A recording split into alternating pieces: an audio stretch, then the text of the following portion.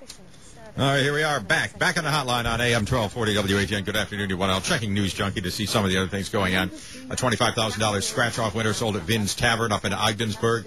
Biggest event to happen to the Maple City, and I don't know how long, but congratulations to that person.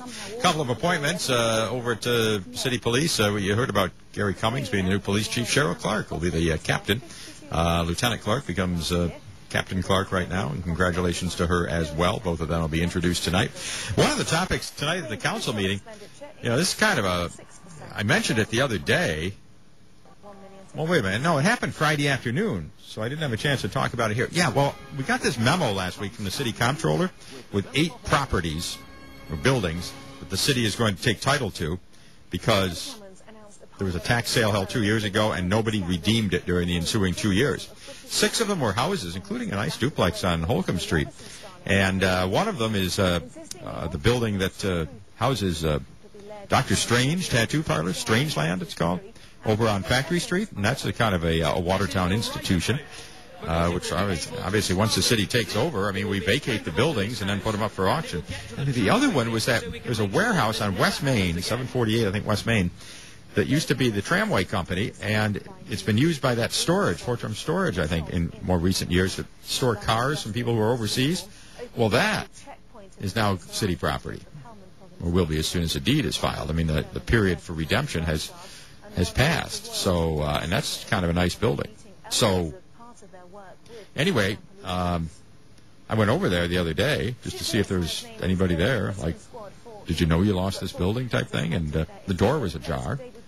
So I knocked and opened it, and then this alarm goes off. So I stayed around. I called 911 just to let them know, it was just me causing a ruckus. So the police came over, and they checked out the building and all that. But it was just kind of, to make a long story short, what's going to happen to all those people who have cars in there? And they're over in Kabul or something. The city will take title of the building. We'll have council members out joyriding in those cars, probably. Now, I'll have to work out something. We'll see what happens there. But it's kind of an interesting news. That's one of those things that, I didn't say anything about it till the memo came out in the agenda the other day. But I just find that kind of stuff as an old newsman who came up through the ranks back in the 70s, Mizzou grad and all, I find that kind of thing interesting. Storage companies storing all these soldiers' cars, and suddenly the city owns the building with all the cars in it. I just, what happens? That type of thing. And the same thing with Dr. Strange going down. To me, that's, I don't know what, sometimes, maybe I have too much of a tabloid mentality where I sit there and I really buy into this old theory that what's important is what people will talk about around the water cooler.